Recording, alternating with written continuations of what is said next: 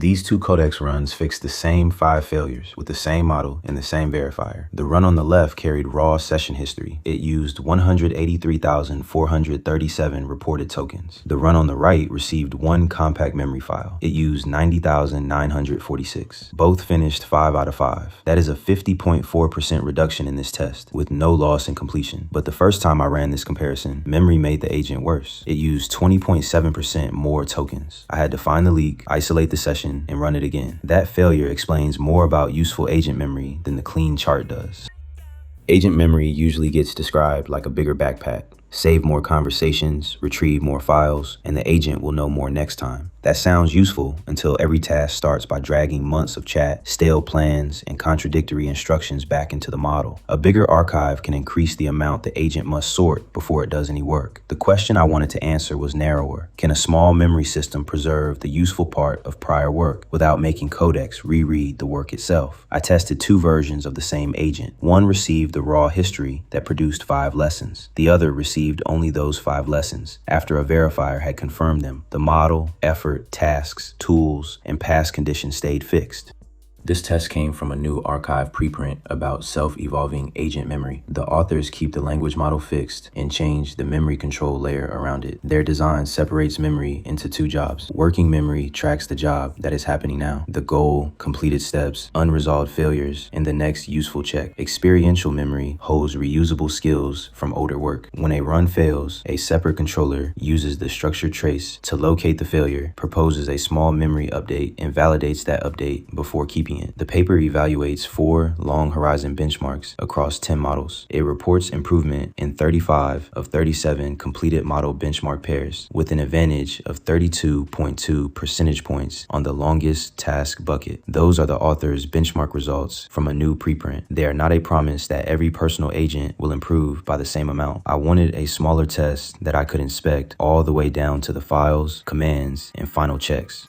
I built 5 tiny maintenance fixtures. One had a producer and consumer pointing at different queue names. One stored a valid value in the wrong part of a configuration file. One had a stale checksum and a deployment receipt. One placed a wildcard route before a specific health route. The last declared more retry attempts than its validated delay schedule supported. Every fixture started broken. Every fixture had local contracts or receipts that identified the smallest correct repair. A deterministic verifier checked the final state. Codex had to inspect the workspace, change only the 5 broken files, and get all 5 checks to pass. Both conditions used GPT 5.6 Sol at X-High reasoning. Each started in a fresh, isolated home with no access to my normal instruction stack. The raw condition received a 30,729 byte transcript. The compact condition received an 823 byte memory file. The useful conclusions were identical. Only the packaging changed.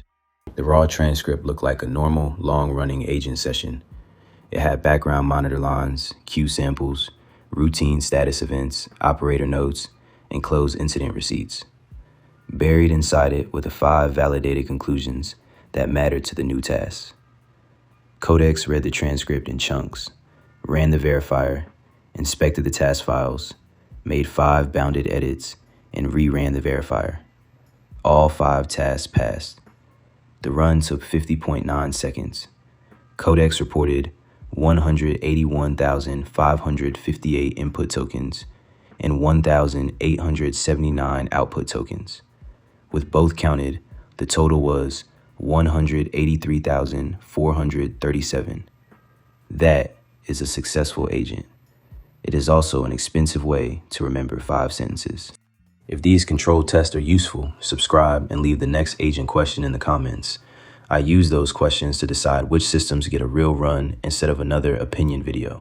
The structured memory condition started with the same lessons in a different form. 5 numbered rules, 1 sentence each, plus 1 operating rule. Inspect local evidence, change the smallest surface, and rerun the verifier. Codex ran the same baseline check, searched only for the fields connected to the failures, inspected the files, made the same 5 edits, and passed the same verifier. This run took 41.1 seconds. Codex reported 89,478 input tokens and 1,400 668 output tokens. The total was 90,946. Same 5 repairs, same 5 out of 5 result. 1 fewer shell command, half the reported token load, and about 10 seconds back on a task that finished in under a minute either way. The clean result was not my first result. In the first Codex comparison, the compact memory run used 327,580 reported tokens. The raw run used 271,507. Memory lost by 20.7% and took 20.1% longer. The trace showed why. The compact condition loaded 4 unrelated global instruction files before it touched the task. The raw condition did not. The experiment had changed 2 variables without meaning to: memory format and standing context. I kept that failed receipt. Then I isolated the user home for both conditions and ran a fresh pair. That produced a 50.4% reduction. The lesson is not that compact memory always saves half. The lesson is that memory cannot rescue an agent whose startup path keeps attaching unrelated context. Retrieval discipline and memory design are the same system. The corrected comparison has one result I trust. Both agents completed the work, and the compact agent carried much less context while doing it. The structured run reduced reported tokens by 50.4% and wall time by 19.4%. The token count includes cached input, so it should not be read as a bill. This was 1 run per condition on 5 small synthetic fixtures. It does not establish a universal savings rate. It does show the mechanism clearly. If 5 validated conclusions replace 30 kilobytes of raw history, Codex can reach the same verified result with less material moving through the session. A practical memory system needs 3 layers, and each one has a different job. The first layer is current state. Keep the goal, what changed, the latest test result, the open risk, and the next check. This is working memory. It should be rewritten as the task changes because its job is to answer one question: where are we now? The second layer is validated experience. Store a lesson only after the work passes its checks. A useful lesson contains the condition, the action that worked, the evidence that validated it, and the event that should force a recheck. This is experiential memory. It should survive the session, but it should not become a diary. The third layer is receipts. Tests, hashes, exact output states, and source dates keep memory honest. The receipt is not something the model must reread on every task. It is the evidence the controller can retrieve when a stored lesson becomes relevant or disputed.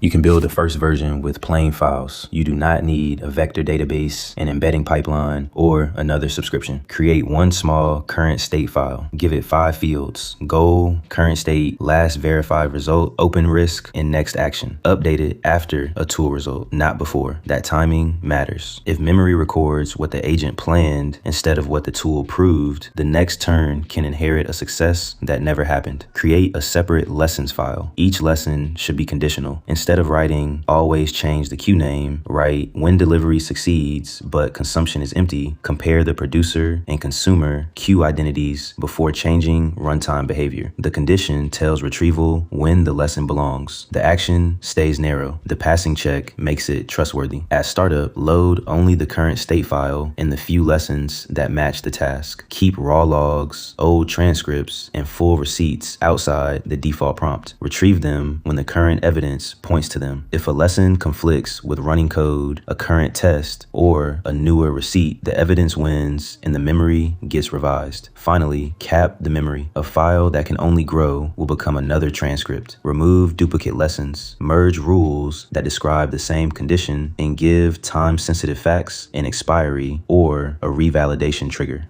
The easiest way to break this system is to save everything. Full chat exports feel safe because nothing is lost, but they make relevance the model's problem on every turn. Archive and memory are different products. The archive preserves, memory selects. The second failure is storing an unverified lesson. Agents are confident before tests pass. If that confidence becomes durable memory, one bad guess can shape every later task. Write experiential memory only after a check and store the receipt that earned it. The third failure is allowing standing coding instructions to grow without an owner. The failed first run showed the cost. A compact memory file did not help, while unrelated global instructions entered the session. Audit what loads automatically. Remove duplicates. Keep rules close to the scope where they apply. The fourth failure is treating old memory as higher authority than current evidence. Code changes. AP is moved. A lesson that was correct 6 months ago can become the bug. Running code, current tests, and dated source receipts must be able to retire it. This demonstration answers a narrow question. It does not prove that structured memory makes every agent smarter, faster, or cheaper. The tasks were small, the sample was 1 run per condition, and both agents could solve the fixtures from local evidence alone. The raw transcript was deliberately larger because that is the operational choice being tested. The paper's result is broader, but it also belongs to the author's benchmark setup and still needs independent replication. A giant context window and a memory system solve different problems. The context window determines how much can fit. The memory controller decides what deserves to enter. The next useful test is not another larger transcript.